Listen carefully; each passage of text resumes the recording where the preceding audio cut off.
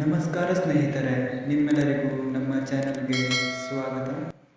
ನಿಮ್ಮ ಮೊದಲನೆಯ ಪ್ರಶ್ನೆ, ಸಿಪಾಯಿ ದಂಗೆ ನಡೆದ ವರ್ಷ?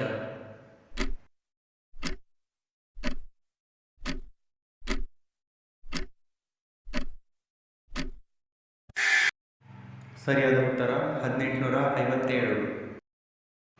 ನಿಮ್ಮ ಎರಡನೆಯ ಪ್ರಶ್ನೆ, ಭಾರತದ ಶ್ವೇತಕ್ರಾಂತಿಯ ಪಿತಾಮಹ ಯಾರು?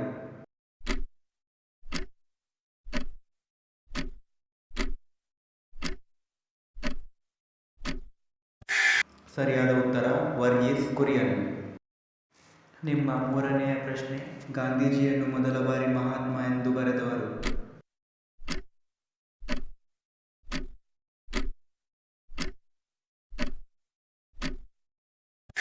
ಸರಿಯಾದ ಉತ್ತರ ರವೀಂದ್ರನಾಥ್ ಟ್ಯಾಗೋರ್.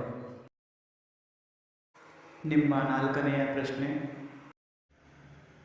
ಗೋವಾದ ಮುಖ್ಯ ಭಾಷೆ ಯಾವುದು?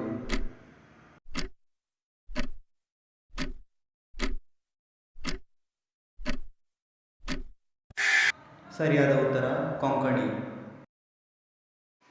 ನಿಮ್ಮ ಐದನೆಯ ಪ್ರಶ್ನೆ, ದಾದಾ ಸಾಹೇಬ್ ಫಾಲ್ಕೆ ಪ್ರಶಸ್ತಿ ಪಡೆದ ಮೊದಲ ಕನ್ನಡಿಗ ಯಾರು?